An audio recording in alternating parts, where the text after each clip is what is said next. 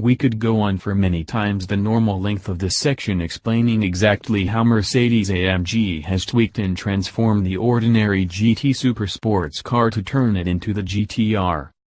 Its efforts vary from the predictable to the groundbreaking and include some deliciously purposeful modifications to the car's engine, transmission, chassis and suspension. The headline news is that the GTR is 15 kilograms lighter than the standard GTS, although that is an advantage you can double if you select AMG's carbon ceramic brake option, yet it has a wider body than the GTS and also a reinforced chassis that is significantly more rigid. The R also benefits from key technologies, many of which have never been seen on any AMG before, that each increase grip, performance and handling dynamism. Carbon fiber wings extend the car's width by 46 mm at the front, while matching sheet metal extensions add 57 mm over the rear wheels, both in order to cover significantly wider axle tracks. Carbon fiber is also used for the roof panel, in various places under the body and bonnet to brace the superstructure and also for the car's torque tube prop shaft.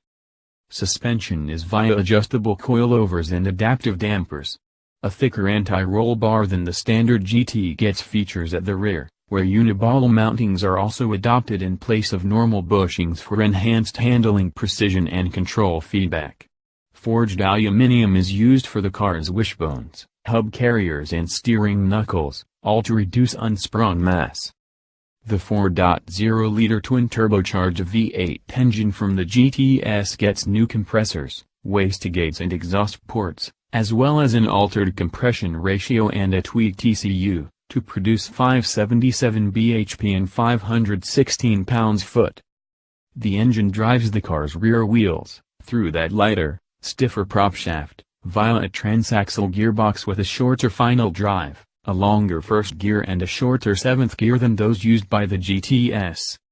The GTR is also the first Mercedes-AMG to feature active rear axle steering. The system, which is similar to the one used by Porsche and BMW, applies up to 1.5 deg of toe angle working against the direction of the front wheels at low speeds and with them at higher speeds.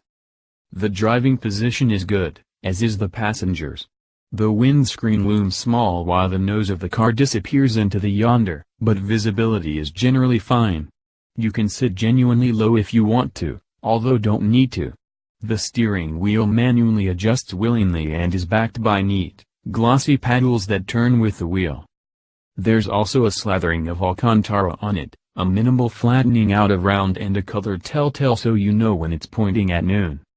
On the tall, wide transmission tunnel you get the obligatory stubby AMG gear lever, surrounded by lots of controls that cover the various different drive modes and options, selectable along a piece in one rotary knob, or tweakable in detail by individually changing the exhaust note, damper stiffness and so on.